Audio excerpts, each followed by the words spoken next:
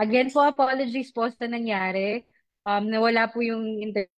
Kaya po, tuloy po, ano? So, ituloy natin. Katulad po ng nasabi natin, online talakay lives in Facebook. So, follow and share po para mas marami ang makapanood po at makapanood. Would like also to thank po at batiin na magandang umaga ang ating mga resource speakers sa araw na ito. Dr. Angelica Joyas and Ms. Karen To, Infectious Disease Cluster, magandang umaga. And of course, visitors po, our resource speakers from the Jose Biling Memorial General Hospital, Dr. Hener Paulo Besana, good morning po, Doc. And also to Ms. Margie Cruz, good morning po. Ayan. So bago po tayo tumungo sa ating topics, pinapaalalahanan din po natin ng lahat dito sa ating Zoom meeting. Nasagutan po ang attendance na nakapost dito sa ating chat at section po. So simulan na natin. Dami tayong topics for this morning. For our first topic po, cost uh,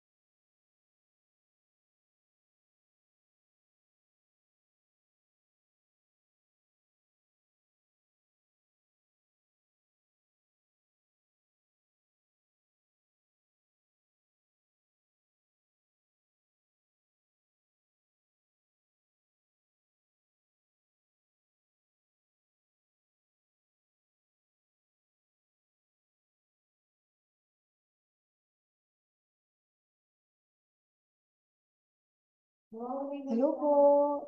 Ayun po, no, pardon po, we are having technical difficulties, but si Miss Joanne po, ang ating host po, ay susubukan pong bumalik sa ating Zoom meeting. Now, to start po our first topic, no, we are calling po Dr. Angelica Joy Diaz for her topic po na World Neglected Tropical Disease po. Hello po, Doc. Hello, Ma'am Denise. Good morning. I'm in Good louder. morning Clear po. naman po. Yes po, clear naman po. Sige. Share ko lang po yung screen ko. Alright po, thank you po. Visible na po, Ma'am. Yes po, visible po. Ayun po, magandang umaga po sa lahat. For today po, I'm going to present regarding World Neglected Tropical Diseases. So, ang World Neglected Tropical Diseases po ay every January 30 po ay ang World Neglected Tropical Diseases po. So, paano po ba nagsimula ang World NTDD? Noong May 31, 2021 po, the World Health Assembly recognized January 30 as World Neglected Tropical Diseases through the decision on the 74th sessions of the World Health Assembly. So, ang desisyon po na ito ay upang lumikha ng mas malawak na kamalayan tungkol sa nakakapinsalang epekto ng mga neglected tropical diseases sa pinakamahihirap na populasyon sa buong mundo. Ang araw daw din po na ito ay isang pagkakataon din upang hikayatin ang lahat na suportahan ang lumalawak na pagkilos para sa control, elimination at eradication ng mga sakit na ito. So layunin din ito na magtaas ng kamalayan at suportahan ang mga pagsisikap na puksain ang mga sakit na ito na nakakaapekto sa bilyong-bilyong tao sa buong mundo. And these missions aligns with international initiative led by organization katulad po ng World Health Organization. So for this 2025 po, nananawagan ng World Health Organization sa lahat, kabilang ang mga leader at komunidad na magkaisa, kumilos at wakasan ang mga neglected tropical diseases sa pamamagitan ng matapang and sustainable investment to free the estimated 1.5 billion people sa buong mundo mula sa most vulnerable community sa mundo from the vicious cycle of disease and poverty. Now, let's discuss naman po ano po yung mga kasama sa mga neglected tropical diseases. So, may iba't ibang grupo na mahigit 21 or 21 kondisyon na kasama dito. Kung saan ang kaligtasan ng tubig, sanitasyon, at access to healthcare ay kulang o hindi sapat. So, maaaring sanhi ng iba't ibang uri ng mga virus, bacteria, protozoa, o mga parasitic worms din po at toxins ang kabilang sa 21 neglected tropical diseases. So, on this slide po, present lang yung 21 na kasama sa neglected tropical diseases. So, bakit ba siya tinatawag na neglected? So, tinatawag ang mga sakit na ito na neglected diseases dahil karaniwan silang mababa ang prioridad on the global health agenda at kung meron man, they only receive little attention or funding. So, usually limited lang yung fund na meron sa mga programa na ito. Ang mga sakit din na ito ay nagreresulta ng pangmatagalang karamdaman, kapansanan, stigma and discrimination, and consider also as financial strains on patients and their families. So dito po sa ating rehiyon, sa Central Luzon, sa 21 na sakit na ito, usually ang nakikita natin or ang makilala natin mga sakit na kasama dito like yung mga dengue cases, mga human rabies, leprosy, at mga soil-transmitted helminths. So, ang nakikita natin at i-discuss ko ay yung mga sa mga susunod na slides ay yung pong mga dengue, rabies, and leprosy po, which will be presented later po ni Ms. Irene Toledo. So, and then yung mga filariasis, schistosomiasis, hindi naman po endemic dito po sa ating rehiyon. Now, discuss lang po natin shortly yung status ng dengue cases sa ating pong rehiyon. So, as of January 11, may kabuang kaso tayo na 1,530 dengue cases in Central Luzon. And 520 or 34% of the dengue cases are from the province of from Bulacan po, 34% na cases. And the age of cases ranges from less than 1 to 82 years old at 31% of cases belong to 1 to 10 years old. And as of January 11, 2024 din po, Central Luzon has recorded 4 dengue deaths. So yung dengue deaths na ito coming from Bulacan, Pampanga, and Tarlac. Ito naman po yung mga plant technical assistance na pinoprovide ni region. So aside po sa mga logistics, nagpo-provide din po dito po sa DOH Central Luzon ng mga training not only po sa mga nurses, medtech, midwife, but also sa mga barangay healthcare workers po, nagko-conduct ng training on Barangay Dengue Task Force on Dengue Vector Surveillance and Adulticide Application. Also po sa ating mga doctors, nurses, nagko-conduct din po ng mga training on dengue clinical management guidelines, and sa ating naman pong mga entomology seminar on adulticide application. Ito naman po yung mga allocation of commodities na binibigay din po ng region na binababa po sa iba't ibang probinsya ng Central Luzon, katulad po ng mga dengue kits and also mga insecticides din po. Ngayon po, pagdating po sa dengue, sa panahong tumataas na ang kaso ng dengue, yung pa rin po, mag-4S tayo kontra dengue. Sa 4S, search and destroy mosquito breeding sites o suyurin at sirain ang mga pinamumugaran ng lamok. And then, secure self-protection measures o sarili ay protektahan laban sa kagat ng mga lamok. And then, third S po, seek early consultation or sumangguni agad sa pagamutan kapag may sintomas ng dengue. And lastly, for the 4S po, support fogging or spraying only in hotspot areas where increase in cases is registered for 2 consecutive weeks to prevent an impending outbreak. Muli po nating i-aktibo ang 4 o'clock habit na kung saan araw-araw sa 4 o'clock ng hapon, ang bawat sambahayan ay maghahanap ng mga lalagyan ng tubig at iba pa upang sirain para di na pwedeng pangmugaran ng mga lamok.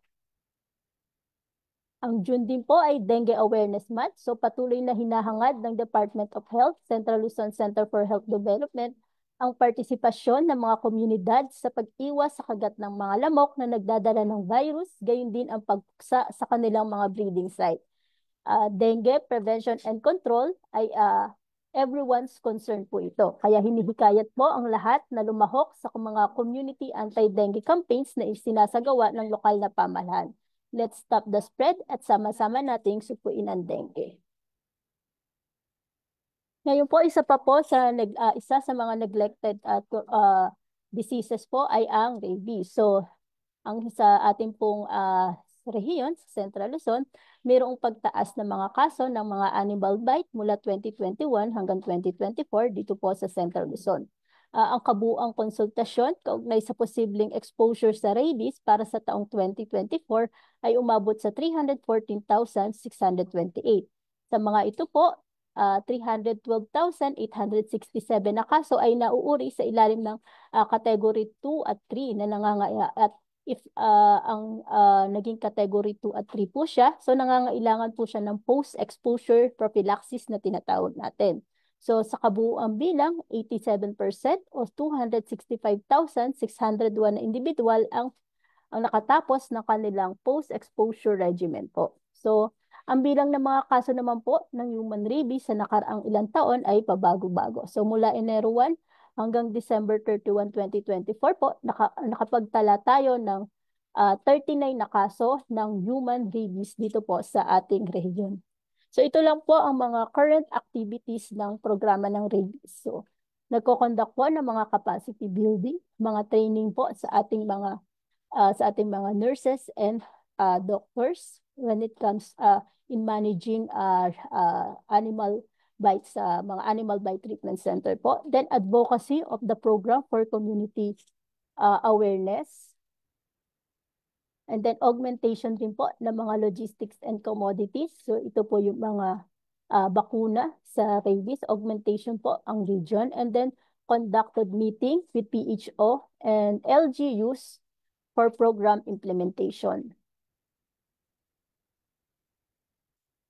Then ito lang po yung mga panawagan o aksyon pagdating po sa rabies program. So una po, bawasan ang bilang ng mga namamatay at mga kaso ng human rabies. So ito po, dito po sa ang programa po ng rabies ay nagsasagawa ng mga mortality review at mga strategic planning effort upang mabawasan ang human rabies sa mga susunod na taon. So through mortality review po ay makikita natin yung mga gaps and challenges pa na kailangan gawin ng programa.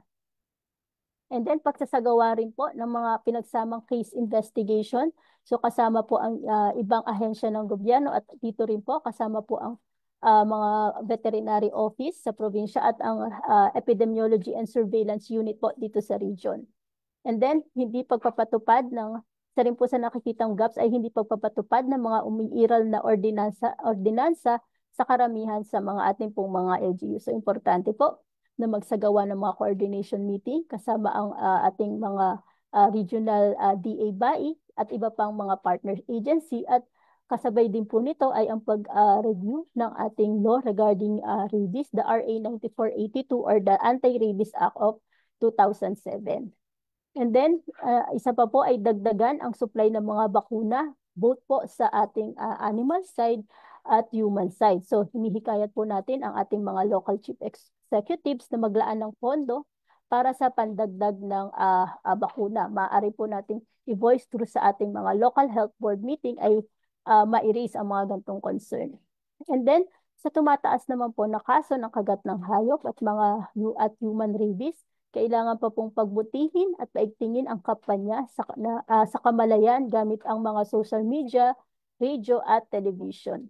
And then makipag-ugnayan sa mga local chief executives para sa mahigpit na pagpapatupad ng responsable at maayos na pag-aalaga ng alagang hayop at pagbabakuna ng aso. So dito na po pumapasok ang responsible pet ownership. And then, kailangan din pong paigtingin ang social at behavioral change communication campaign para sa responsible pet ownership at pagbutihin ang surveillance system sa pamamagitan ng mas malapit na koordinasyon ng ating pong province at ang rabies program po dito sa region. Next po ang patuloy na sundin at ipalaganap ang DOH Animal Bite Management Protocol. So, kailangan po tuwing pumupunta tayo sa mga Animal Bite Treatment Center or Animal Bite Center ay kailangan i-ensure natin na sila ay DOH certified facilities. And then ipatupad ang Republic Act 9482 at mga lokal na ordinansa, paigtingin ang kampanya sa impormasyon ukol sa rabies awareness na may kasamang directory ng mga Animal Bite Treatment Center para sa mabilis at madaling pag-refer.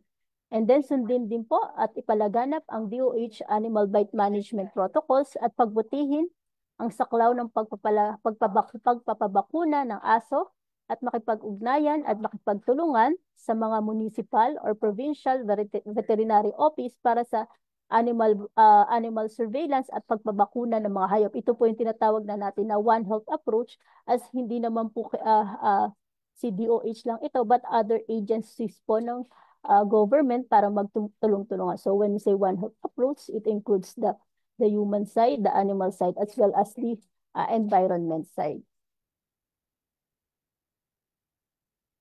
And then lastly po ay ito naman pong soil-transmitted helminthiasis. So I think nung nakaraan po, ipinesento ni Ma'am Michelle Ocampo regarding the soil-transmitted helminthiasis. So every January and July po is the launching of the worming month.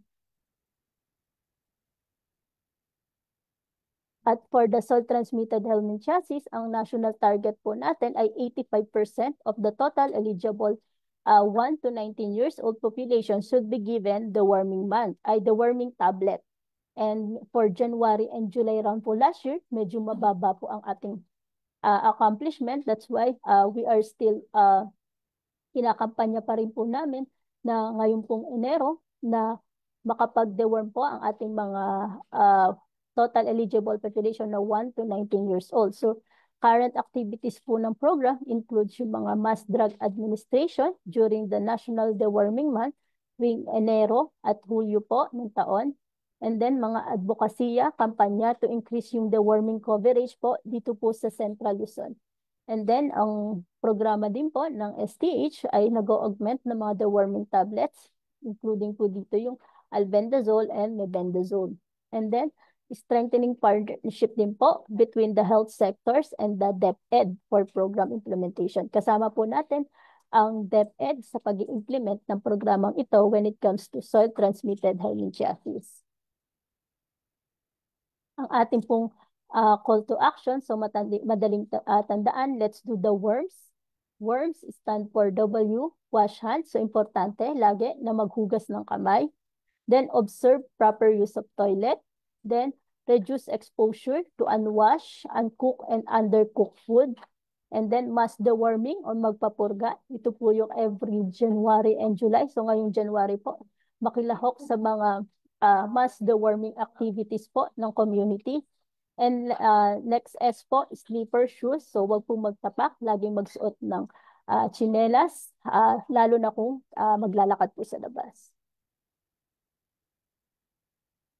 And then, for the World Neglected Tropical Diseases po, ang mga pangunahing layunin ay mabawasan ang epekto ng mga sakit na ito, lalo na sa ating mga underserved population o yung mga geographically isolated and disadvantaged areas kung saan mahirap maabot ng healthcare, at ito ay sa pamamagitan ng edukasyon at advokasya. Ito ay ang pagsasagawa ng mga kampanya upang maipaalam sa mga komunidad, kabilang ang gobyerno, at iba pang sektor ang epekto ng neglected tropical diseases at ang mga maaaring solusyon na maaaring gawin.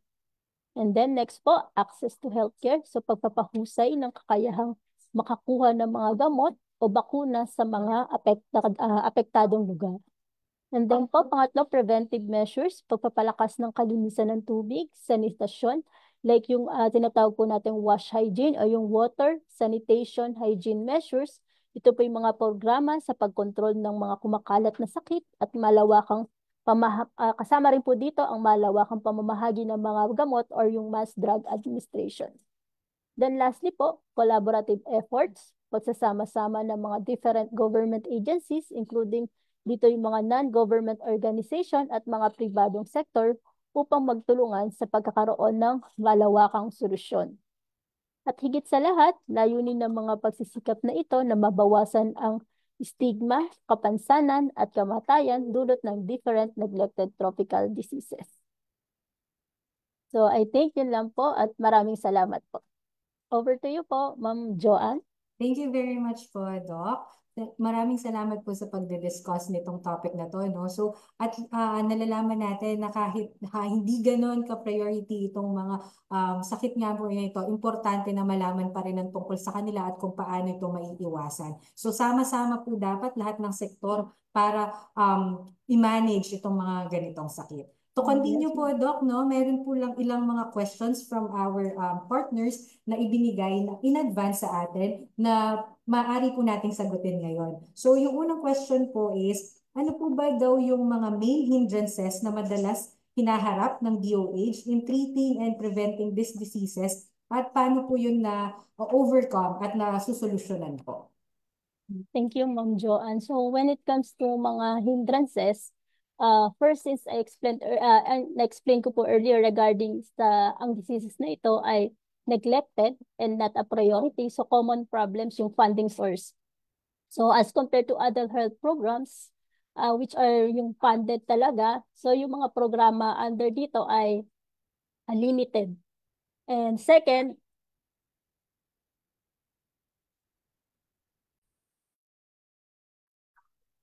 po, pagdating naman sa stigma and discrimination. So halimbawa, yung mga pasyente nating may leprosy, which is kasama siya sa kasama yung leprosy sa neglected, madalas nakakaranas sila ng stigma at discrimination, kaya't nagdadalawang isip silang magpagamot. Then third is yung awareness. So maraming mamamayan natin ang hindi nakakaalam tungkol sa mga NTDs, kung paano ito naipapasa, at yung mga paraan ng pag-iwas nito. So now for the solution, we have strategies including dito yung mga multi-sectoral approach. So nakikipagtulungan tayo sa iba't ibang ahensya ng gobyerno at kasama din yung mga non-government organization upang mapalawak ang saklaw ng programa na ito. Then, community-based program. So, may mga libreng gamot katulad sa leprosy na meron tayo dito sa region. Then, mga mass drug administration campaign natin at also yung mga training din sa ating mga healthcare workers. Thank you, Ma'am Joanne. Thank you po, Doc Zoe. It is nice to know po, no, na magandang malaman din na kahit na usually neglected nga itong mga ito, meron pa din pong ginagawa ang ating kagawaran para hindi sila mapabayaan lang na kumalat at makaapekto sa ating komunidad. So another question lang po, Doc, no, yun daw po bang climate change or may impact daw po ba dito sa mga sakit na ito? And ano po yung ginagawang measures para mapigilan po ito? Pagdating naman Pagdating naman, Ma'am Joanne, sa climate change, maaaring may direktang epekto ito sa pagkalat ng mga neglected tropical disease. Isa na dito pagdating sa yung dengue, yung vector control. So, tuwing maulan, for example, maulan at mayroong pagbabaha, nagiging sanhi ng pagdami ng mga stagnant water na maaaring pamahayan ng lamok na nagre-resulta to sa mas suitable na kapaligiran para sa mga lamok, tulad yung lamok tulad ng Aedes aegypti, yung nagkokos ng lamok na nagdadala ng dengue, no? So, yung mga mitigation measures natin, pinapaigting pa rin natin yung mga vector control measures, yung as pinaliwanag ko po kanina sa dengue, pagdating sa 4S, and then yung mga paggamit ng mga insecticides o yung pag-aalis ng mga stagnant water kung saan maaring maparami ang vector ng lamok. So, yun po. Ayan, thank you very much po, Doc Joy. So, hindi lang kalinisan sa sarili, pati sa kapaligiran din natin, kailangan din natin linisin para makaiwas sa mga sakit na to. So, meron pa po ba kayang mga questions galing dito sa ating mga participants na live dito po sa ating Zoom or sa Facebook na gusto nyo po pong itanong habang nandito po si Doc Joy regarding sa ating mga neglected tropical diseases na ito? Maaari po kayong mag-raise ng hand or maaari din po ninyong i-chat sa ating chat box or sa comment section po sa Facebook. Wait lang po natin, Doc. Baka meron pa silang bumabagabag pa sa kanilang mga tanong.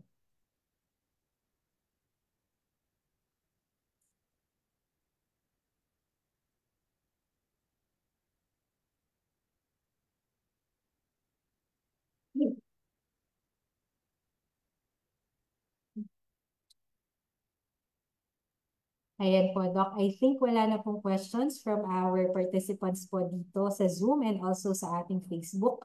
Maraming salamat po ulit, Doc Joy, for discussing this topic with our online talakayan. Sana ma-invite po namin kayo ulit at huwag po kayong magsasawa. Thank you very much po, Doc Joy. Thank you, Ma'am Joanne, at maraming salamat po sa lahat.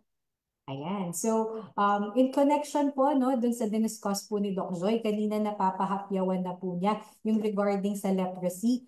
To discuss this topic further po, we have Miss Catherine Toledo, still from our infectious disease cluster po, dito sa DOH region, Central Luzon, na magdi-discuss po ng topic na World Leprosy Day. Good morning po, Ma'am Irene. Hello, good morning po, Ma'am Joanne. So, share ko lang po yung aking screen.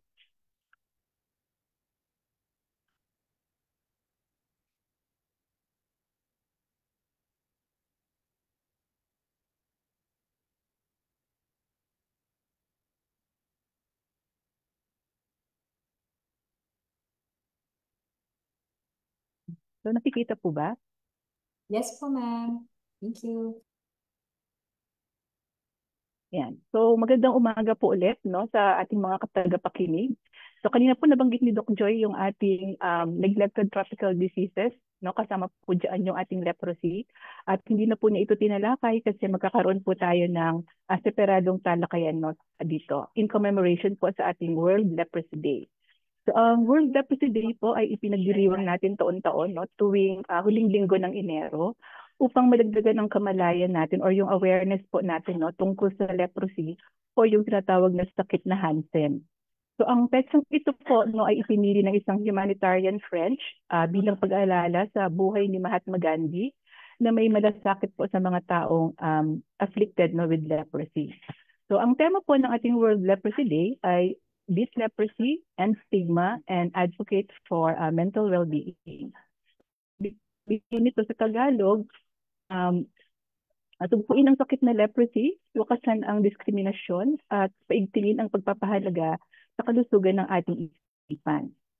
So bago po natin lubos na mapakilala ang sakit na leprosy at magbigay ng kaunting kaalaman dito, nais muna po namin kayong bahagyan, no, ng inyong mga datos na nagpapakita po na meron pa ring leprosy sa ating sa Central Luzon. So ayon po sa datos na ito, ang kaso ng leprosy na kasalukuyang nagagamot sa Central Luzon ay bumaba sa taong 2023 kung ikukumpara sa mga nakalipas na taon. So ito po ay maaaring nangangahulugan na bumaba na ang kaso ng leprosy sa ating rehiyon o maaaring din naman na hindi lahat ng kaso po ay naitatala. So maaari din ang kadahilanan na pagbaba ng kaso ay dahil sa kakulangan po ng training ng mga doctors natin at nurses na naka-assign sa mga health centers. At maaari din naman dahil sa stigma at diskriminasyon, no? Gaya po ng nabanggit kanina ni Doc Joy. Kung kaya't ang mga pasyente po ay sa kadahilanan po na ang mga pasyente ay nahihiyang magpakonsulta dahil baka po sila ay pandirihan. So ito naman po ang datos ng bagong kaso ng leprosy sa Central Luzon mula sa taong 2020 hanggang 2023. So makikita po dito na ang pinakamataas na kaso ay nasa probinsya ng Nueva Ecija, Pampanga at Tarlac. No, kasama na po at patuloy po ang pagsasagawa ng ating ng mga aktibidad, no, para sa pagbibigay ng kaalaman at kamalayan sa ating komunidad tungkol sa mga sakit sa balat na inaakalang mga ordinaryong sakit sa balat lamang, no? Pero hindi po nila alam na leprosy na pala ito. So kung maagang masusuri, maagang may iwasan na mahantong po sa deformidad. So ito naman po ay datos no, ng mga bagong kaso ng leprosy sa taong 2024. So sa kasalukuyan po, binavalidate pa yung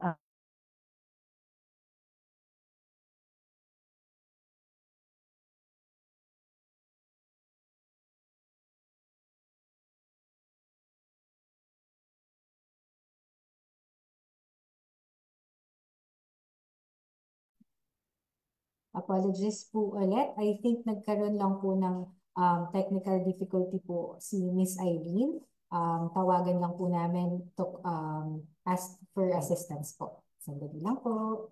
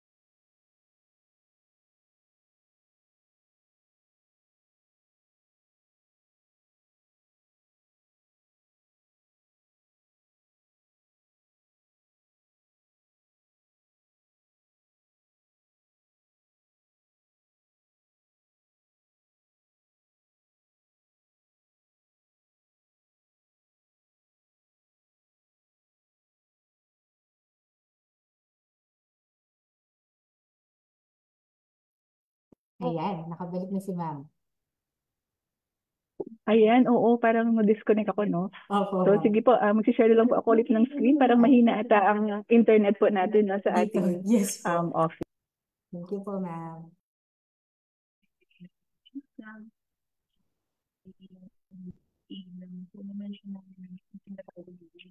Pero pina-identify pa rin yung magkasya.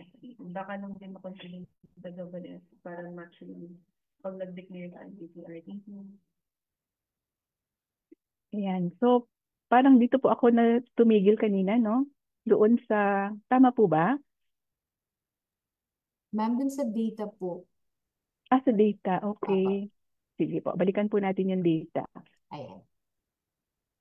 Thank you, ma'am. So, dito po, ayan. So, ayun po sa datos natin, no, ang kaso ng leprosy sa kasalukuyan, no, sa Central Luzon ay bumaba na nung taong 2023 kung ikukumpara po siya sa nakalipas na taon. So, ito po ay maaaring nangangahulugan na bumaba yung kaso natin ng leprosy o sa kadahilanan na hindi po lahat ng mga kaso ng leprosy ay naitatala. Maaari din ang pagbaba ng kaso ay dahilan ng kakulangan ng training ng mga doctors natin at mga nurses na naka-assign po sa ating mga health centers, at maaari din dahil sa stigma at discrimination kung kaya't ang mga pasyente nahihiyang pakonsulta dahil baka po sila ay pandirihan. So ito po naman ang datos ng bagong kaso ng leprosy sa Central Luzon mula noong taong 2020 hanggang 2023. So makikita po na ang pinakamataas na kaso ay nasa probinsya ng Nueva Ecija, Pampanga, Tarlac at Angeles City. At patuloy po ang pagsasagawa ng mga aktibidad para sa pagbibigay ng kaalaman at kamalayan sa ating komunidad tungkol sa sakit sa balat na inaakala nating ordinaryong sakit sa balat lamang, pero hindi po nila alam na ito po pala ay leprosy. Kaya kung maaga pong masusuri, maagang maiiwasan na mahantong sa depormidad. Ito naman po yung sa 2024 na datos. Hindi pa po kasama dito yung quarter 4 kasi bina-validate pa po siya ng kasalukuyan.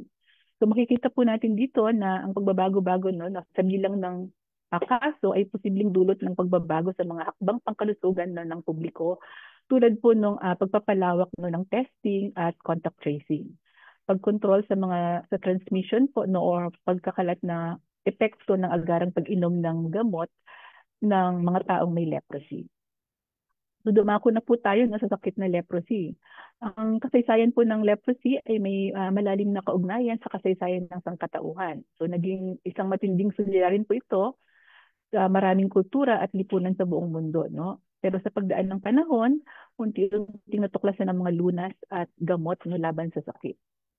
Ngunit yung stigma at discrimination po ay nandyan pa rin. Hindi pa po siya nawawala. Kaya mahalaga pa rin po ang patuloy na edukasyon at kampanya upang maiwasan ang sakit at mapanatili ang suporta para sa taong apektado ng leprosy.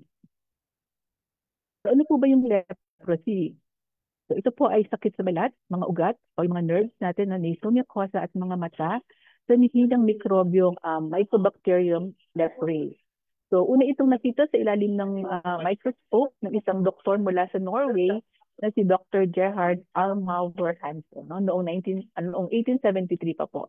Kaya tinawag din po siyang Hansen's disease.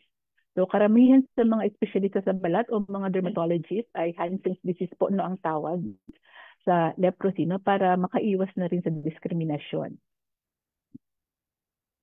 So paano po ito kumakalat at paano ito nakukuha at paano ito kumakalat? So ang mikrobyong Mycobacterium leprae ay kumakalat sa pamamagitan ng pag-ubo, pagdahak at pagbahing ng mga taong may leprosy na hindi pa po nagagamot. So ulitin ko po, ang pagkalat nito ay sa pamamagitan ng pag-ubo, pagdahak, pagbahing ng mga taong hindi pa nagagamot sa leprosy. Dahil mabagal po ang pagdami ng bakterya, napapasa lamang ito sa isang taong may leprosy na hindi pa po nagpapagamot sa mga nakakasama nito sa loob ng matagal na panahon. So, bago ka po makapanghawa, nangangailangan pa ang mikrobyo ng mahabang panahon upang ito ay mag-develop sa ating katawan. Usually, 5 po hanggang 15 taon. So maaaring mapansin lamang ang sintomas pagkalipas ng 3 hanggang 7 taon mula sa simula ng pakikisalamuha sa taong may leprosy na hindi pa po nagpapagamot. So ang leprosy po ay hindi namamana. So sino ang maaaring magkaroon ng leprosy? So sino man po ang maaaring kahit sinong malapit matagal na nakasama or nakasalamuha sa bahay ng mga taong may leprosy na hindi pa nagpapagamot ay maaari pong magkaroon ng leprosy. So ang halimbawa po dyan ay yung mga kapamilya ng may sakit na leprosy, lalo na yung mga kabataan, yung 15 taong gulang pababa. So may dalawang uri po tayo na leprosy. Yung una po ay tinatawag nating paucibacillary leprosy. Ayan, ganyan po yung kanyang itsura. Kapag nakitaan ng 1 o hanggang 5 mantsa sa balat. At ang isang uri naman po ay yung multibacillary leprosy kapag naman napagkakitaan ng may 6 naman o mahigit pang mantsa sa balat. Ano po ang mga sintomas o ano-ano ang mga sintomas ng sakit na leprosy? Una po ay yung pagkawalan ng balahibo at panunuyo ng apektadong bahagi ng balat. Pangalawa ay ang pangangapal ng balat at pagkawala ng pandama. Pagkakaroon ng pantal na mapula o kulay tanso na hindi sumasakit o kumakati. At maaari itong nakaumbok o hindi po, no, yung pantal. So ano po yung mga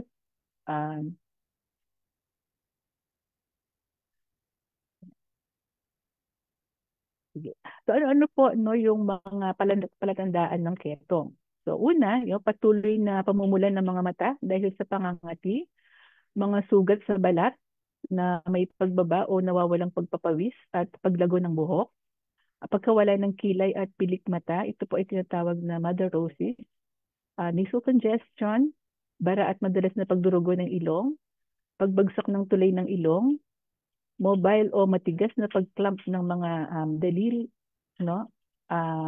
At sa paa, chronic ulcers, kadalasan sa talampakan ng paa, palad ng mga kamay at mga daliri. So ito po yung mga itsura nila, no? Papakita ko lang.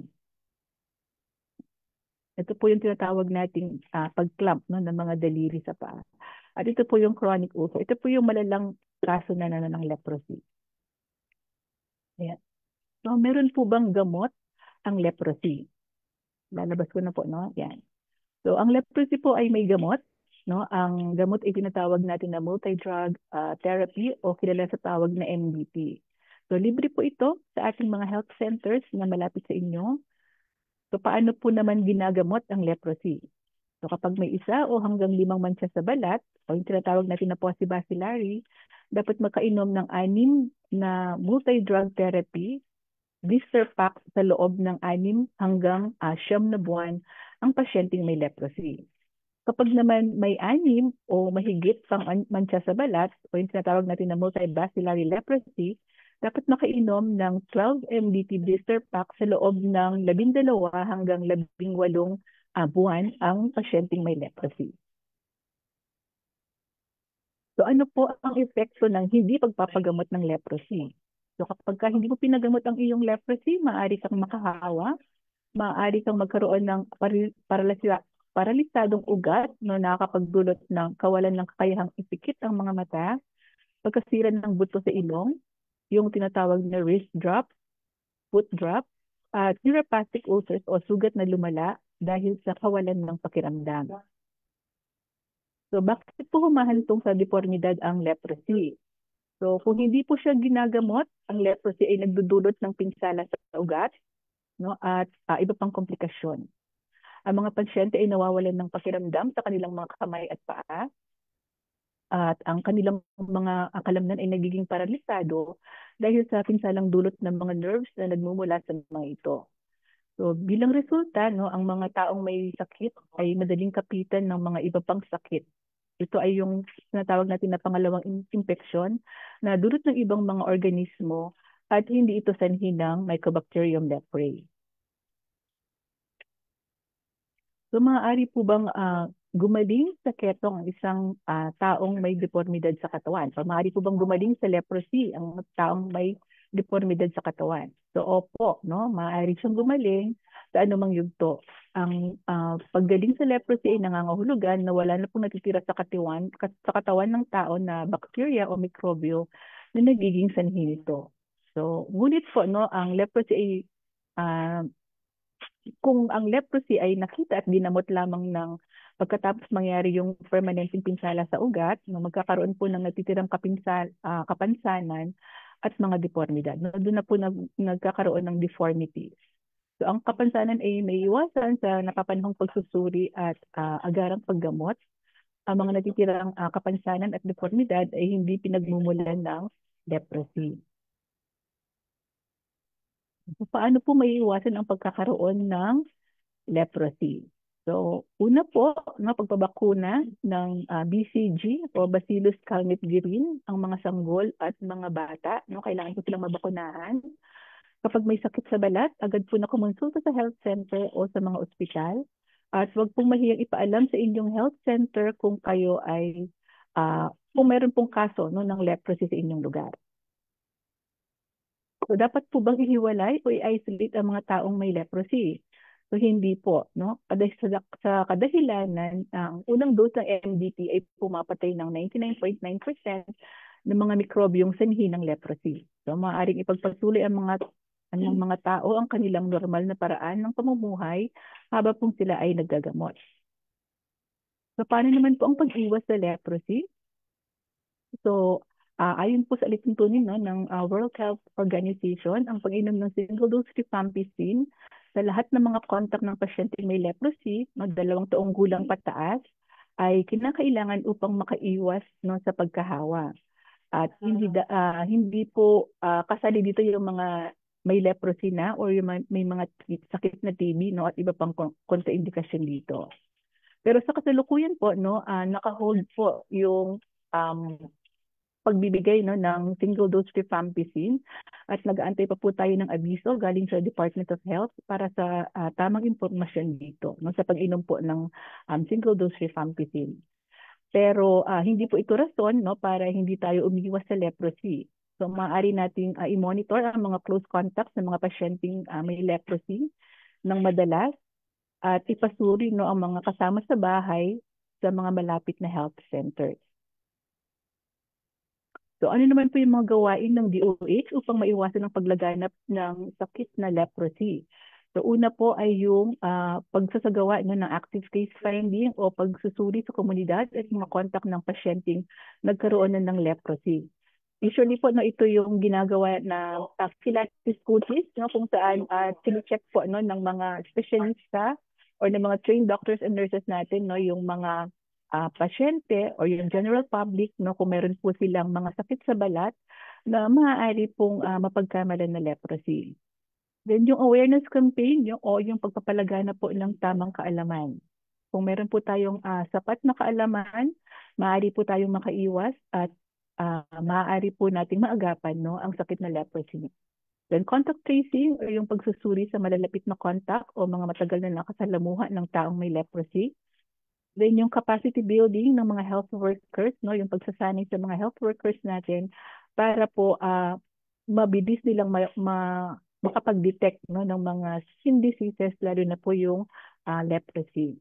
Then advocacy at pagbuo ng mga pagkikipagtulungan sa lokal na pamahalaan at komunidad upang mapalawak ang kaalaman sa pag-iwas ng sakit. At po yung monitoring ng mga kaso ng leprosy.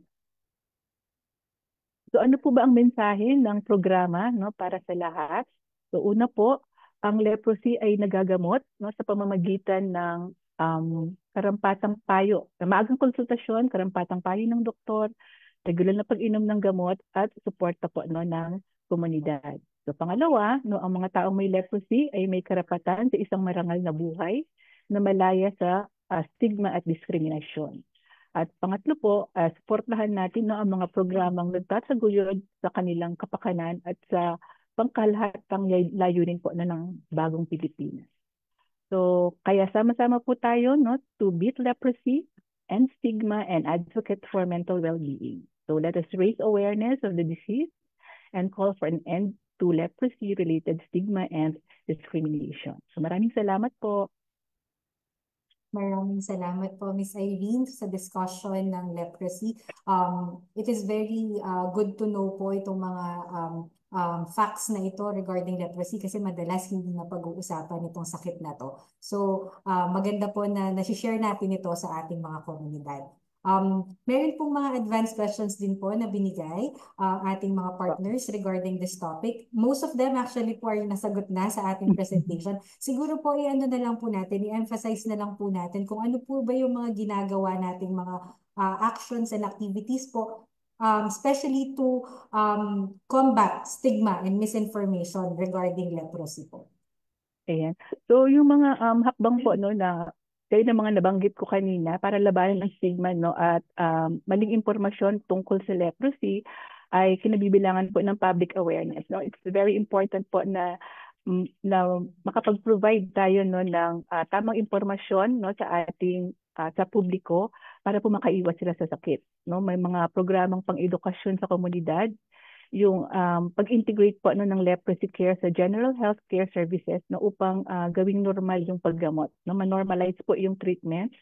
At yung mga advokasya po ay naglalayong ipaalam na ang leprosy ay nagagamot at ang gamot po ay libre no, sa ating mga health center at binibigyang diin ang kahalagahan ng early detection, yung early treatment at bukod dito no, yung pakikipagtulungan sa lokal na pamahalaan at sa mga pasyente na, naggamot na po ano, ng leprosy para tumulong po sila upang palaganapin no, ang tamang kaalaman at mabawasan ang diskriminasyon sa mga apektadong komunidad. Thank you po.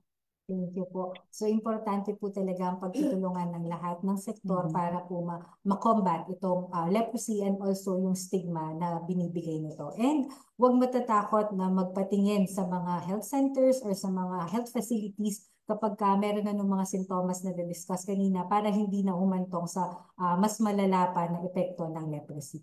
Thank you very much po again, Miss Irene. So, kung Thank you meron pa po. pong questions dito sa ating mga participants, live participants dito sa Zoom at also sa ating Facebook Live, kung meron po kayong tanong, pwede po kayong magtaas ng kamay or pwede din po kayong mag-chat dito sa ating chat box or sa comment section sa Facebook natin habang nandito pa si Miss Irene.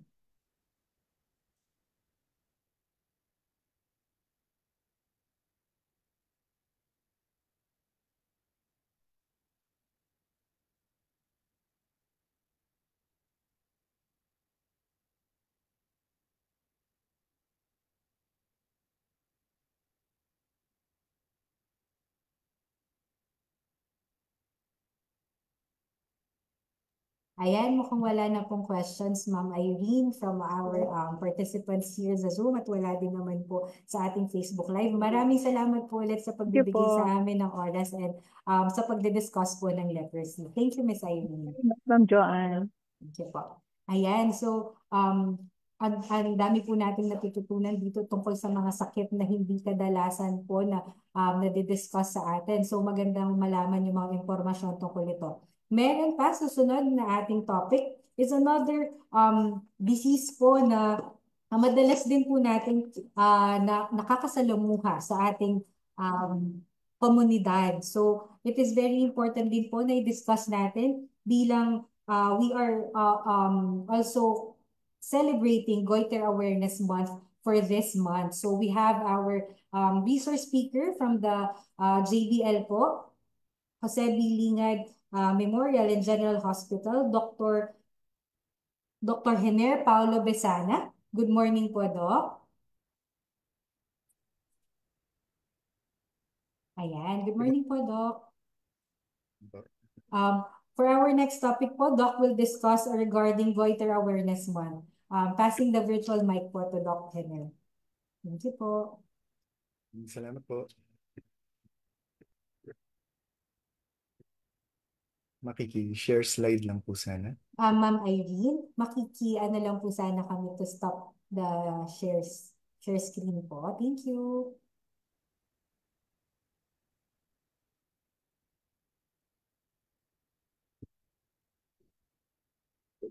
Ayan, I think Doc pwede na po. Thank you po.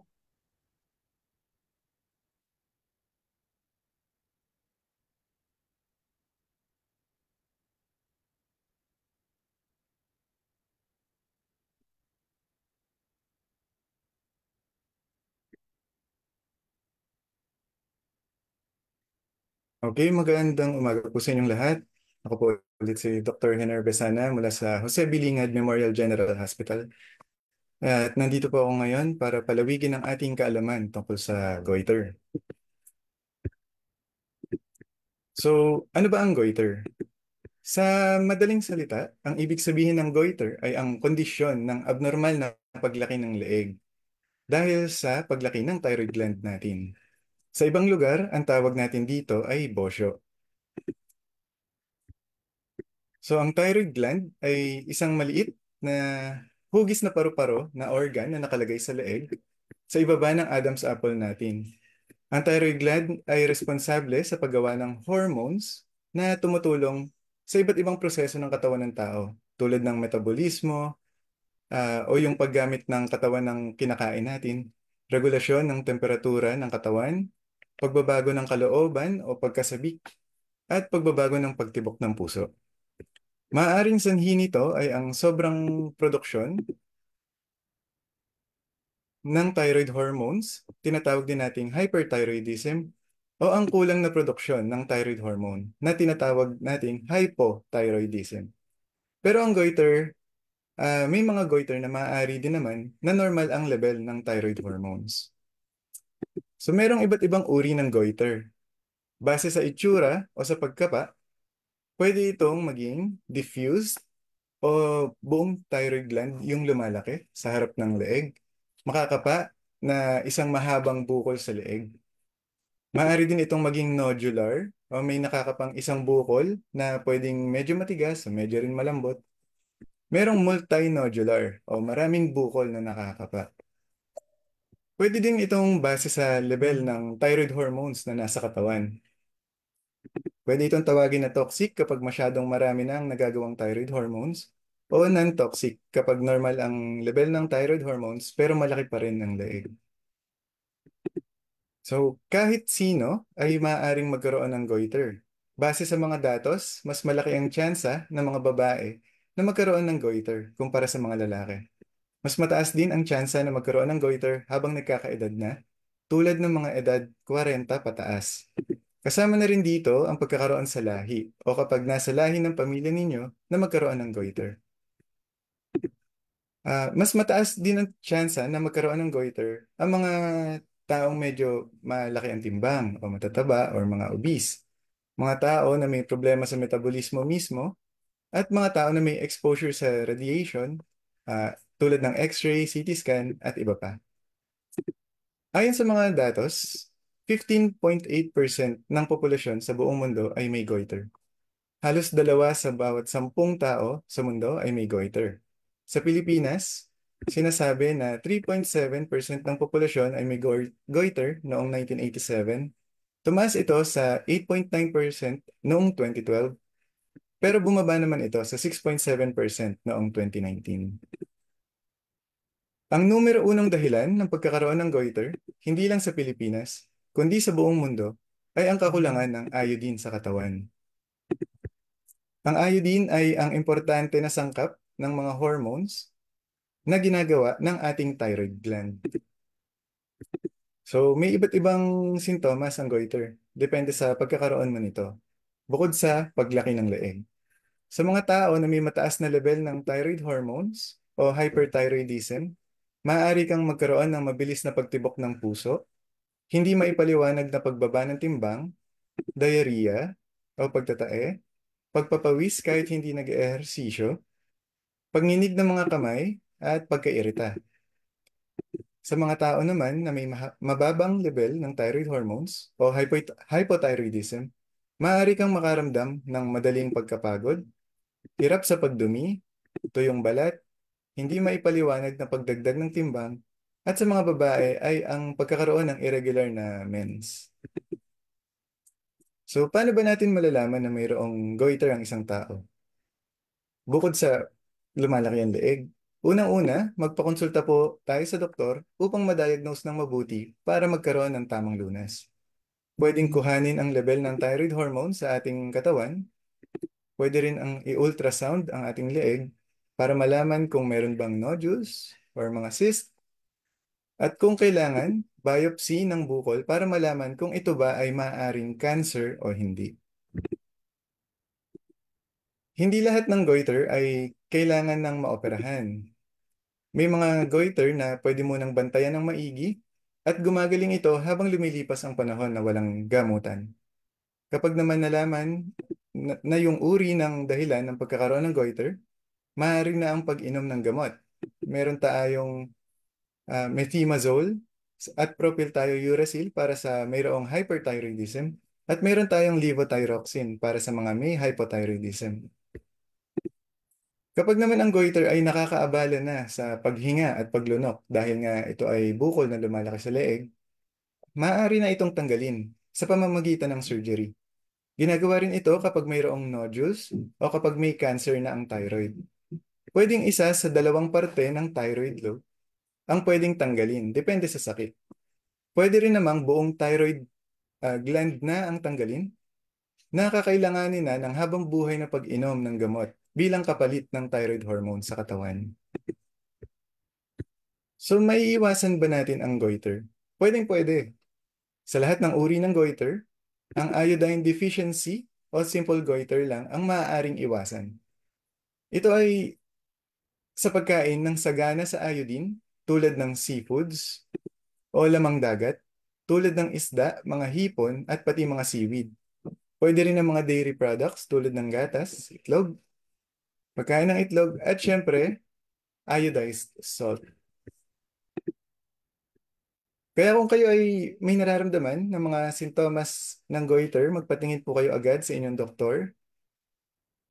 Dito po sa Central Luzon, bukas po ang aming ENT OPD clinic sa JBL MGH mula Lunes hanggang Biyernes, alas 8 ng umaga hanggang alas 5 ng hapon. Muli, ako po ang inyong lingkod, si Dr. Henner Besana. Maraming salamat po sa inyong pakikinig.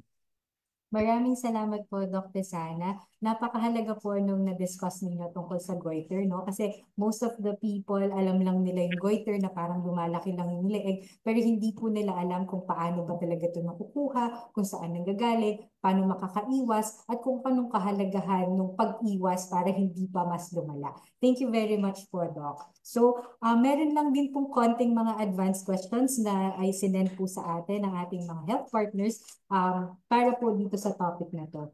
Most of them actually din nasagot na rin po sa presentation po ni Doc Besana kanina. Siguro po anuhin na lang natin, i-emphasize na lang po natin kung ano po ba yung mga um, preventive measures na gusto po nating ipaalala sa ating mga public, sa ating general public para makaiwas po dito sa goiter po. Maraming salamat po sa question. Bali, para po sa kalaman ng lahat, tulad po ng nabanggit ko kanina, ang maiiwasan lang po natin na klase ng goiter ay yung iodine deficiency. So, kumain po ulit ng mga pagkain na sagana sa iodine. Yung mga binanggit ko po kanina tulad ng mga seafoods, mga isda, mga dairy products, and yung iodine salt po sa pagkain. May programa po tayo sa buong Pilipinas na tinatawag na ASIN Law, as in ASIN Law. O ang ibig sabihin nito ay Act for Salt Iodization Nationwide. Nire-require po ito ng DOH at ng FDA yung mga manufacturers, distributors na maglagay ng iodine sa mga ginagawa nilang salt for human consumption and animal consumption. Kasama na rin po doon ang pag-monitor nila na kailangan po talaga na sumusunod sila sa paglagay ng iodine sa pagkain. Thank you po, Dr.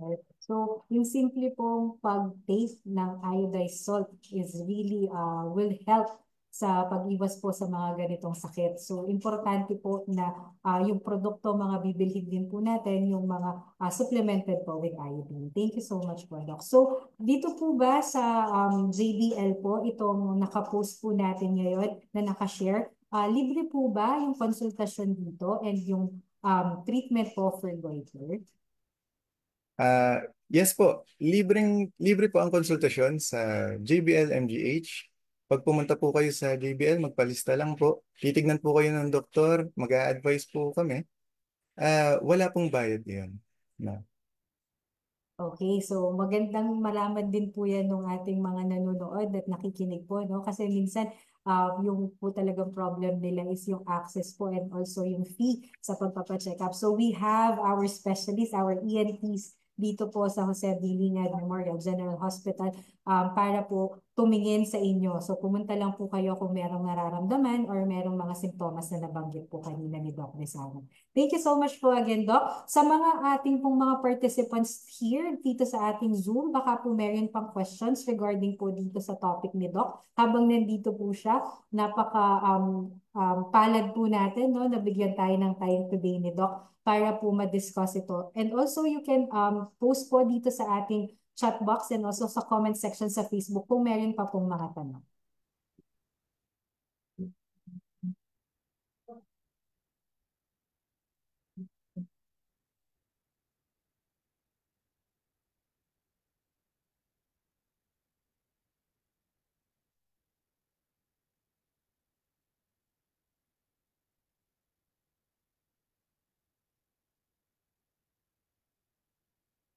Ayan po, Doc. I think wala na rin po mga questions regarding sa topic natin. Again po, we would like to thank you very much po sa pagpapaunlak po sa amin ngayong umaga. Thank you po again, Doc Henry Besana po.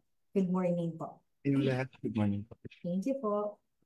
And for our last topic po, no, we have also another speaker from Jose Bilingad Memorial and General Hospital po. But unfortunately po, no, hindi natin siya makakasama live ngayong umaga. Pero binigyan pa din po niya tayo ng recorded na discussion regarding sa another disease po na usual din po natin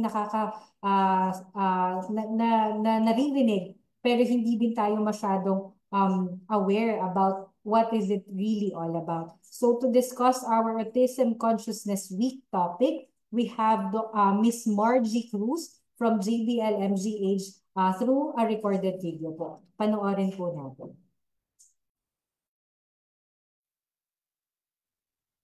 Magandang araw po sa lahat. Ako si Margie Cruz, isang occupational therapist sa Jose Bilingad Memorial General Hospital. Ngayong araw po ay pag-uusapan natin ang tungkol sa Autism Consciousness Week, ano ang Autism Spectrum Disorder, at ang mahalagang papel ng isang occupational therapist sa pagtulong sa mga individual na nasa spectrum.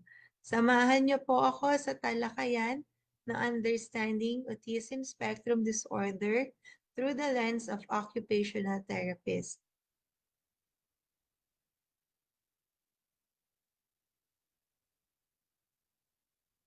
Ano ang Autism Consciousness Week? Ito ay taon ng selebrasyon sa Pilipinas na idiniraos tuwing ikatlong linggo ng Enero. Ang layunin nito ay palawakin ang kaalaman at pag-unawa ng publiko tungkol sa Autism Spectrum Disorder upang matanggal ang stigma at maling pananaw ukol dito. Through Autism Consciousness Week din po, nahihikayat ang publiko para suportahan ang individual na nasa spectrum at ang kanilang mga pamilya. Ano ang Autism Spectrum Disorder? Ito ay karaniwang tinutukoy bilang isang taong nabubuhay na may sariling mundo. Ito ay panghabang buhay na brain-based developmental na kondisyon na nakakaapekto sa pagsasalita at komunikasyon. Maaaring delayed ang kanilang speech o kaya naman ay hindi pagsasalita. May echolalia, ito ang paulit-ulit ng mga salita na narinig nila kahit minsan ay wala ng kaugnayan sa sitwasyon. Ang autism ay madalas naapektuhan din ang kanilang pakikisalamuha sa ibang tao. Ang pag-uugali ng mga nasa spectrum ay maaaring naiiba o natatangi sa iba't ibang paraan din. Ito ay spectrum dahil magkakaiba ang sintomas at epekto nito sa bawat individual. Tinatayang isa sa bawat 100 Pilipino ay nasa autism spectrum ayon sa Center for Disease Control and Prevention. Ang mga risk factors naman, bagamat konti pa lamang ang nalalaman natin tungkol sa mga tiyak na sanhi, ang mga sumusunod ay maaaring magpataas ng risk factors ng isang batang magkaroon ng ASD.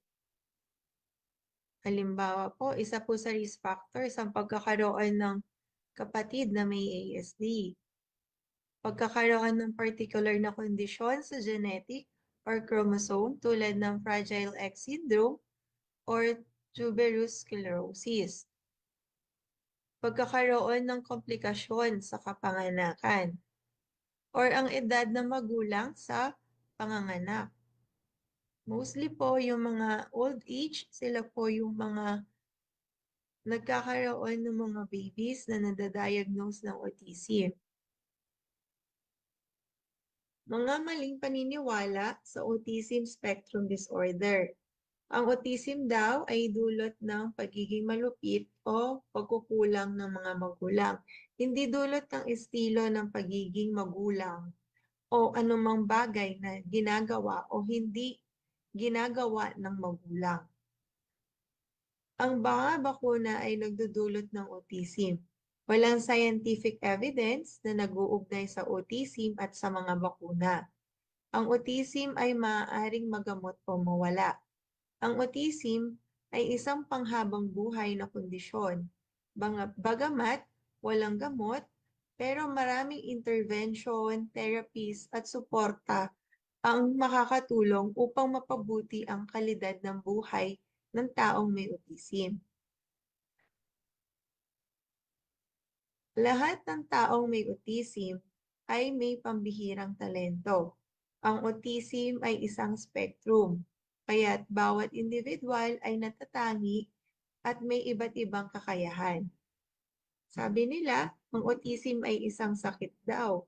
So, hindi ito isang sakit. Ito ay isang neurodevelopmental condition na nakakaapekto sa paraan ng pakikisalamuha, komunikasyon, at pag-uugali. Hindi ito isang sakit na kailangan pagalingin. Hindi ito yung sakit, hindi siya sakit na pag uminom ka ng gamot, magiging okay ka na. So, ang mga taong may autism daw ay walang kakayahang makisalamuha o magtrabaho. Maraming individual na may autism ang may kakayahang makisalamuha, magtrabaho at maging matagumpay sa mga napili nilang career. Kailangan lang talaga nila ng tamang suporta, pangunawa at inclusive na environment. Ang autism ay dulot ng labis na paggamit ng gadgets or screen time. Wala pang scientific evidence na nagsasabi na ang sanhi ng autism ay ang paggamit ng gadget or screen time. Pero, yun nga po, gayunpaman ang labis na paggamit ng screen sa murang edad ay maaaring makaapekto sa development ng social at communication ng bata. Ngunit hindi ito nagdudulot ng autism. So, hindi lang naman din po yung social and communication skills ng bata ang nadidelay dahil sa paggamit ng screen time, naapektuhan din ang mga ibang mga skills tulad ng fine motor skills, gross motor skills, and yung mga work behaviors ng mga bata.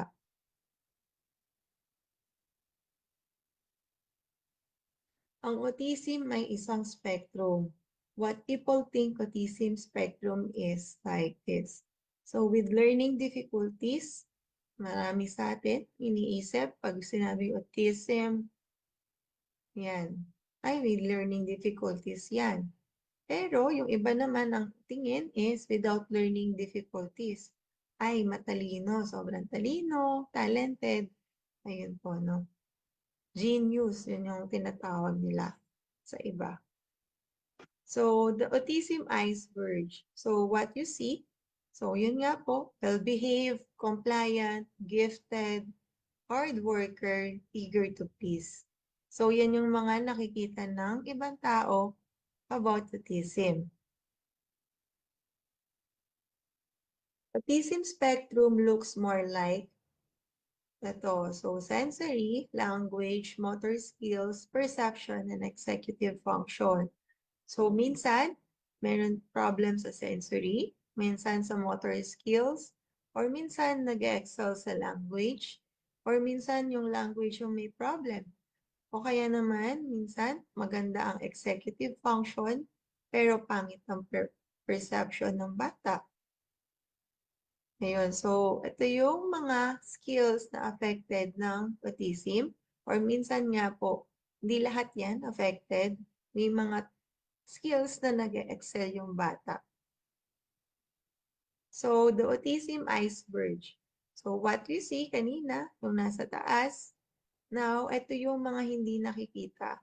So, yan yung social confusion, sensory overload, feeling different, communication deficit, exhaustion, and anxiety. Under the iceberg, ito yung mga yon na hindi natin nakikita about autism. So these are the signs and symptoms of autism spectrum disorder. Communication. So, mayroong mga delayed sa speech, mga naantala ang pagsasalita kumpara sa karaniwang edad ng pagdevelop. Hirap umunawa or umintindi sa mga salita, tanong o utos. Echolalia, ito yung inuulit ang mga naririnig na salita minsan nang walang kaugnayan sa sitwasyon. Pag-uugali, ito yung mga repetitive actions. Gumagawa ng paulit-ulit na galaw tulad ng pag-flap ng kamay, pag-rock, or paglilinya ng mga bagay. So, for example, most common, yung paglaline ng toys during play. Instead na laruin yung toy the way it should be played, nilaline up lang nila yung toys. So, ayun pa, sensory interest, sensory sensitivity, lubhang sensitibo sa tunog, amoy, hawak o liwanag. So, if mapapansin nyo, minsan nagsusquint sila ng eyes or yun nga, pag may sound sila na ayaw, nagko-cover sila ng ears. Ayun. So, minsan nagko-cover ng ears, minsan umiiyak. Ayun. So, routine, pagkahilig sa routine, so may matinding pagkagusto o sa pagkakaroon ng routine o mga instructions, ganun. Nagiging balisa o nagagalit kapag may nabago sa nakasanayan na routine. Like, pag may nabago lang na isa dun sa routine nila, sobrang nadidisregulate na sila. Like, yun na umiiyak, nagme-meltdown, ganun. If hindi nila kaya pa i-calm down yung sarili nila, yung buong araw nila or schedule nila for that day is hindi na talaga maayos. Kung hindi pa nila kaya i-regulate yung sarili nila pag may nabago sa routine nila.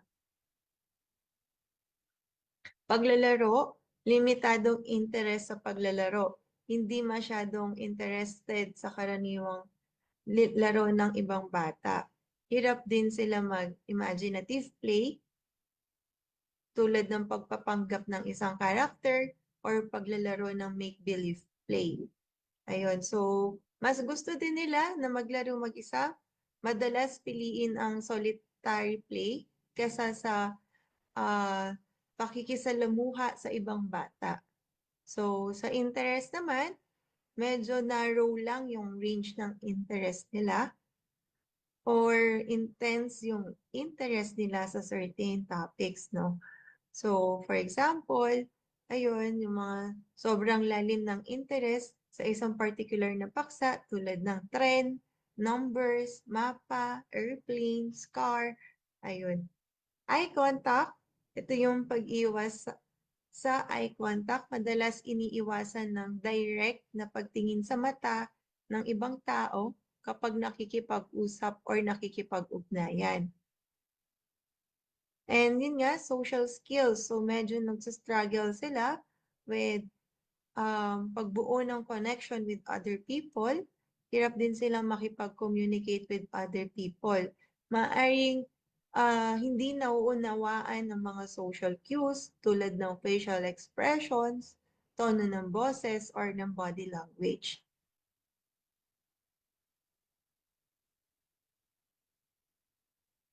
Ano ang role ng occupational therapist sa autism spectrum disorder? Ang OT ay tumutulong sa individual na nasa spectrum upang magawa ang pang-araw-araw na gawain sa bahay, paaralan, trabaho o komunidad. Paano tinutulungan ng OT ang mga individual na nasa spectrum? Isa sa ginagawa ng OT ay ang pagpapabuti ng sensory integration. Tinutulungan ng individual na makayanan ang sensory sensitivities tulad ng pagiging sensitibo sa liwanag, tunog, o pagkakadikit sa balat. Nagbibigay ng activities na nagpapabalanse sa sensory input upang mamadalitili ang focus at pagiging kalmado. Isa pa sa ginagawa ng OT is ang pag-develop ng fine and gross motor skills. Pinapahusay ang kakayahan gumamit ng fine motor skills tulad ng pagsulat, paggupit, o paggamit ng mga utensils tulad ng kutsara at tinidor kapag kumakain. Pinapabuti ang gross motor skills tulad ng pagtakbo, paglukso o pagbalanse. Pagsasanay sa pang-araw-araw na gawain. Tinuturuan ng individual na makasagawa ng mga gawaing bahay tulad ng pagkain, pagbibihis, pagligo, at paggamit ng banyo. Nagpapabuti ng self-care skills para sa mga matataas na antas ng pagiging independent. Tulad nun, pagligo, pagkain, pagbihis, and pagbanyo, like toilet training.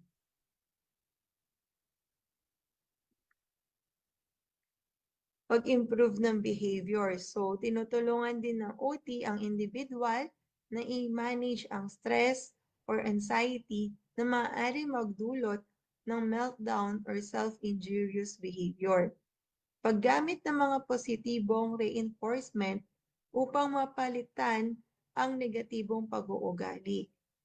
Pag-improve ng play skills. So, ito yung tinuturuan kung paano ang paglalaro upang mapalawak ang kanilang kakayahan sa pag-problem solve at pagiging creativity. Tinuturuan ang mga bata kung paano makipaglaro at makipag-ugnayan sa iba mula sa simpleng pag-share ng toys hanggang sa pakikilahok sa mga structured group activities. So, titignan natin para lang sila nag-play, pero ang dami na nating skills na na-target using play. So, as an OT, we use play sa interventions namin since ang main occupation naman ng mga bata is play. Ayun. So, pagpapabuti ng social and communication skills. Gumagamit ng mga larong interactive upang mapabuti ang pakikisalamuha. Tumutulong sa pagsasanay ng eye contact, pagpapahayag ng emosyon, at pakikinig sa iba. Paghahanda sa eskwela o trabaho. Pinapahusay ang focus, attention, at kakayahang sumunod sa mga instruction. Tinuturuan din ng individual na makapag-adjust at adapt sa mga bagong environment. Pagbibigay ng suporta sa pamilya. Tinuturuan ang mga magulang at tagapag-alaga kung paano suportahan ang individual sa bahay. Nagbibigay ng gabay para sa mas mahusay na pakikitungo sa mga challenges ng individual na may autism. Paglikha ng inclusive environment. Halimbawa, pagsasaayos ng environment. Tinutulungan ng OT ang pamilya, guro at iba pang tagapag-alaga na lumilikha ng kapaligiran na sumusuporta sa pangangailangan ng individual na may autism. So, halimbawa, no, yung bata po is hirap siyang maggawa ng homework niya sa bahay. So, yun po, ang unang tinatanong is, ano ba yung itsura nung place niya during gumagawa siya ng homework? So, if yun nga, yung bata, may mga toys siya dun sa table niya habang gumagawa ng homework.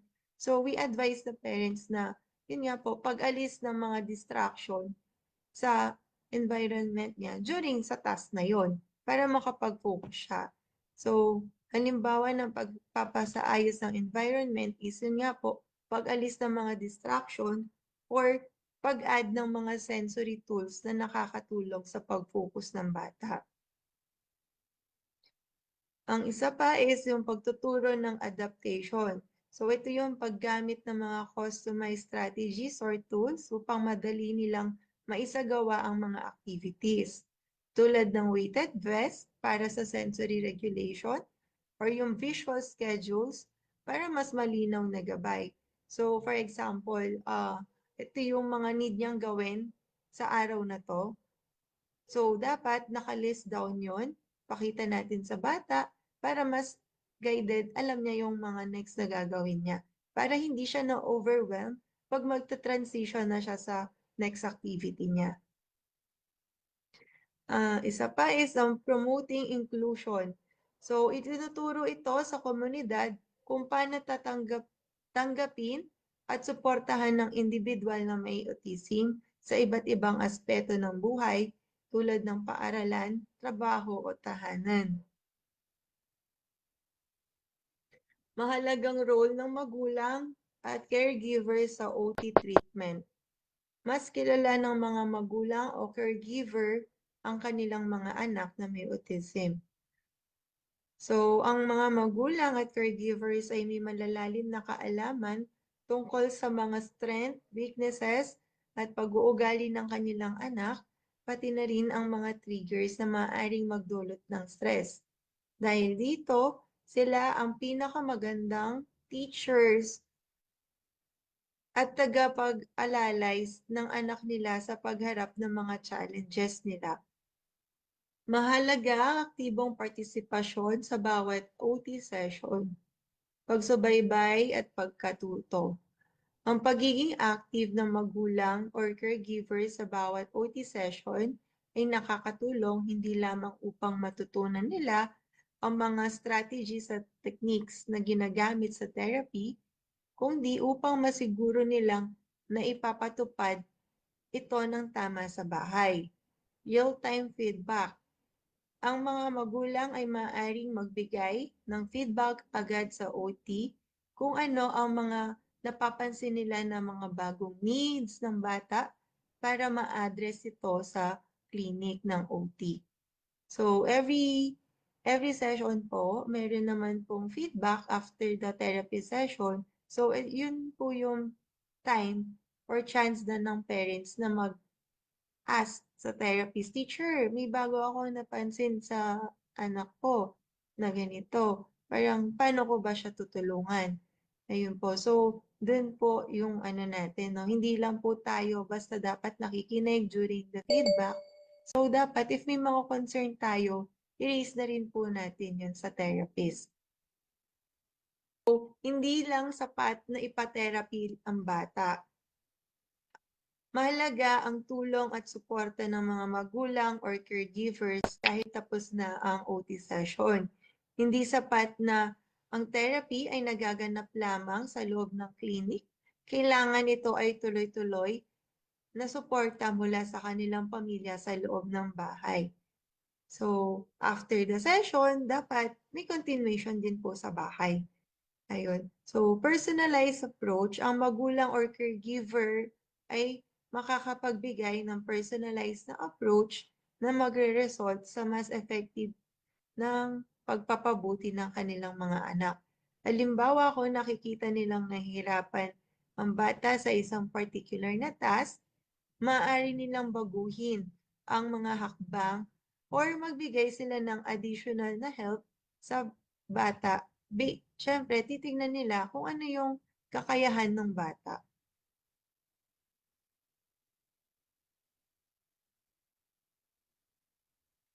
Kailangan makialam ang magulang or caregiver at makipag-ugnayan sa occupational therapist. So, collaborative approach, pag-update at pagtatanong. Ang relation ng pagitan ng magulang at caregiver at OT ay isang partnership. Ang patuloy na communication ay mahalaga upang matutunan ang mga pangangailangan ng bata at matutukan ang mga specific na goals ng therapy.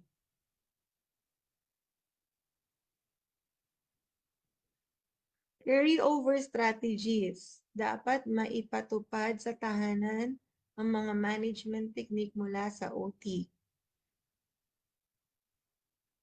Ang mga technique at management strategies na natutunan sa OT sessions ay hindi dapat nananatili sa klinik lamang.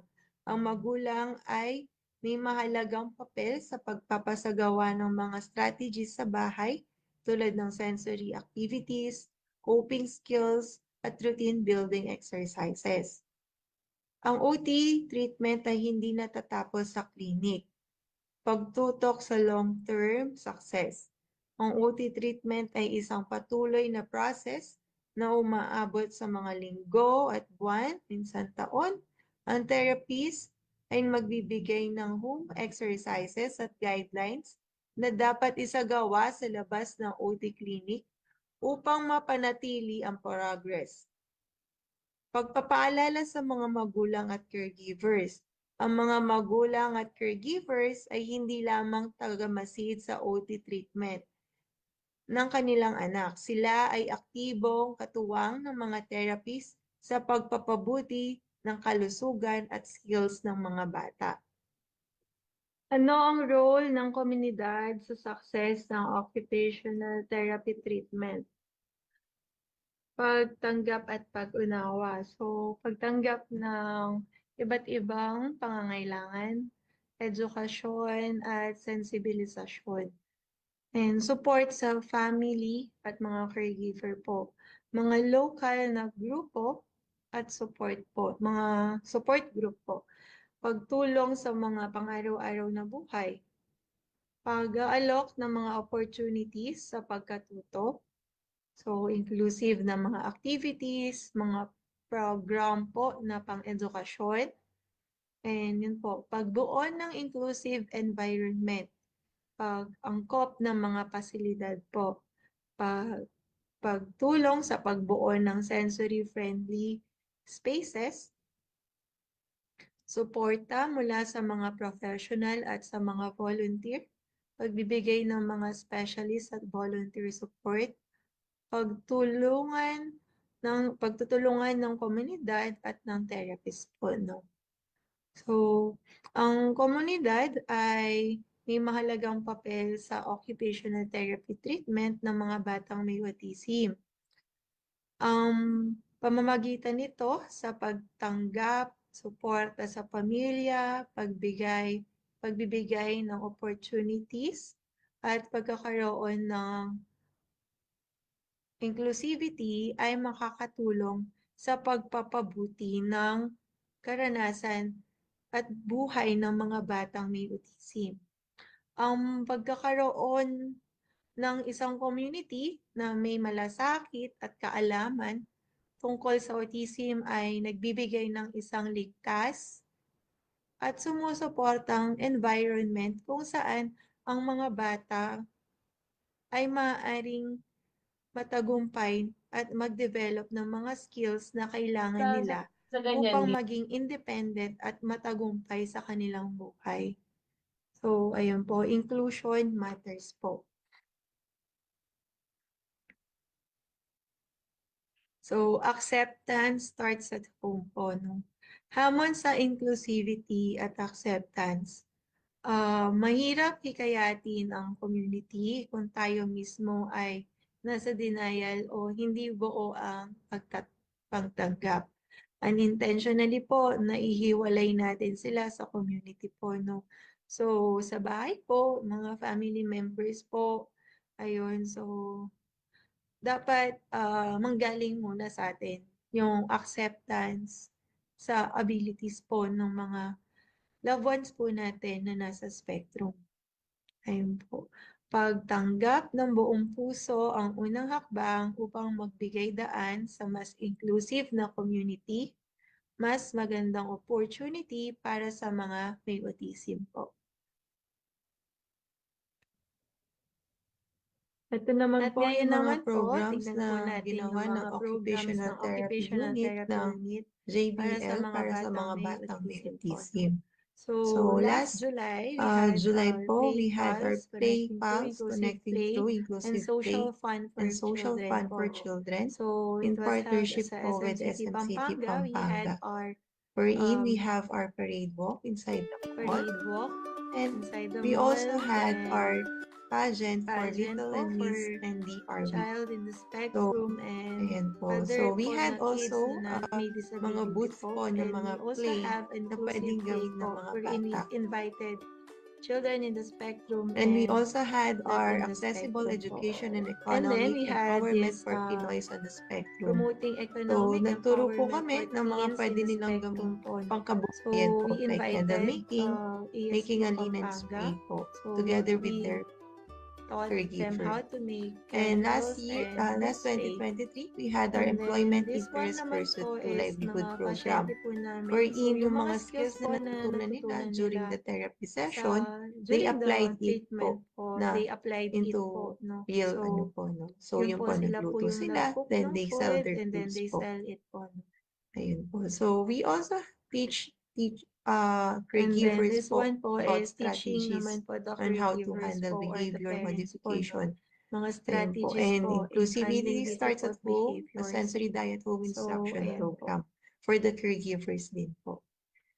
And we also have yun po, inclusivity starts at home. So mga sensory diet home instruction program po. So another summary ano din po, may kasabihan we nga teach po the tayo, parents it takes and a village caregivers to raise a po how to child. handle, So mas lalong totoo ito para sa mga batang may autism. Ang pag-unlad ng sensory isang batang may processing skills po. autism ay hindi lamang responsibilidad ng magulang or therapist. Kundi buong community po, family, teachers, friends, and lahat po ng Summary nakapaligid po, sa kanila. may So, kasabihan yun po, nga po maging tayo, bahagi it ng takes a pagbabago, village to raise a magsimula sa child. pag-unawa So, mas at lalong pagtanggap totoo ito para sa mga taong may autism. po. Ang Yun po, pag-unlad ng isang yakapin po batang may natin ang autism kanilang ay hindi kakayahan, lamang responsibilidad ng yung magulang kanilang or kakaibang therapist. kakayahan, At iparamdam kundi na buong community bahagi po, sila ng family, lipunan. teachers, Ipakita friends, natin and lahat po ang ng malasakit nakapaligid sa sa kanila. pamamagitan ng So, yun po, maging bahagi pagiging ng magpapasensya, magsimula sa mapag-unawa pag-unawa at magtanggap magbigay sa ng mga taong may oportunidad para autism sa po. kanila. Yun po, Ang autism yakapin ay po hindi natin ang kanilang kakulangan. kakayahan, Ito ay yung kanilang kakaibang kakaibang kakayahan. kakayahan, So, at sama-sama iparamdam natin na buuin bahagi ang sila isang ng mas lipunan. inklusibo at Ipakita maunawaing natin ang lipunan. malasakit sa pamamagitan ng So, para sa mga katanungan magpapasensya, po, maaari niyo po mapag-unawa, akong i-email sa mga mapagbigay ng email address oportunidad na to. para sa kanila. Ang autism ay hindi kakulangan. Ito po yung mga kakayahan. references. So, sama-sama Ayun po. natin So, buuin salamat ang po sa isang inyong mas pakikinig. inklusibo at Bukas po ako maunawaing sa inyong mga lipunan. tanong. So, maaari na lang po kayong mag-send ng So, para sa mga mga tanong katanungan sa po, email maaari niyo address po na akong pinakita i-email ko sa po mga kanina. email address na to. Muli po, maraming salamat po.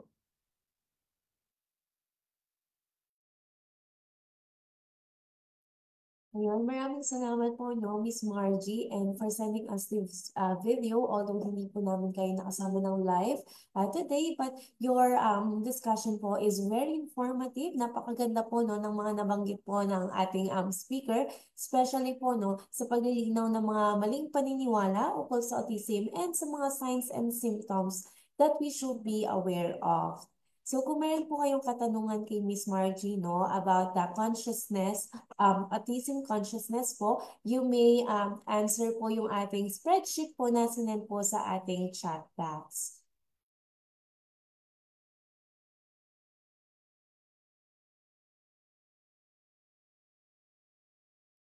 Ayun. And we will send out po itong spreadsheet po na to sa ating speaker po, and we will answer this po via email po. So mangyaring pakilagay rin po ang inyong ahensya, pangalan, at even po ang inyong email. So maraming salamat po, no? And we would also like po to thank our health experts na nakasama po natin ngayong araw na ito sa paglalakaan po ng kanilang oras para magbahagi ng kanilang mga kaalaman at pagsagot po ng ating katanungan. Ang mga diskusyon po na ito ay mahalagang hakbangin upang ipamahagi po ang mga tamang impormasyon para sa lahat. Ito rin po ay isang susi para hikayatin ang lahat ng individual na makiisa sa mga programang isinasagawa natin dito sa Central Luzon, no? At isinasagawa po ng Kagawaran ng Kalusugan. So ngayon naman po, no, we have pasted po the evaluation link para sa ating naging session ngayon, sa ating mga naging discussion ngayon for improvement po, suggestions and feedbacks, mangyari pong pakisagutan din po ang ating evaluation meeting. Maraming salamat po. And now po, we will proceed po with our photo opportunity. So for those po na kasama po natin sa Zoom, we are kindly inviting everyone po to open their camera para po sa isang photo opportunity.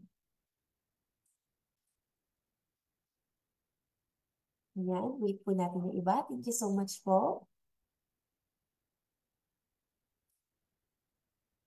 Ayan.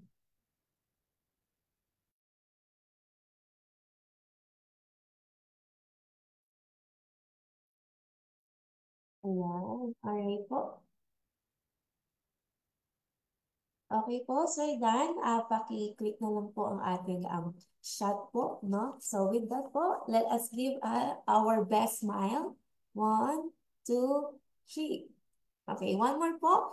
1, 2, 3. All right, thank you so much po everyone for committing the time and effort. Ayan, may nagwawaki pa po, no? Sina Sir Herbert. Nakawaki pa po sila. Hello po. So, ayun po, no? Dito po nagtatapos, no, ang ating online talakayan para sa kalusugan. Maraming salamat po sa pagtutuon nyo ng oras sa pakikinig sa ating discussion. At syempre, no, patuloy po tayong magsama-sama po sa pagsulong ng ating kalusugan at magkita-kita po tayong muli sa next session upang talakayin po ang iba't ibang health information. Ito po ay ginaganap every first and third Monday of the month. So with that po, mapagpalang umaga po sa ating lahat and be healthy everyone. Thank you so much po. God bless.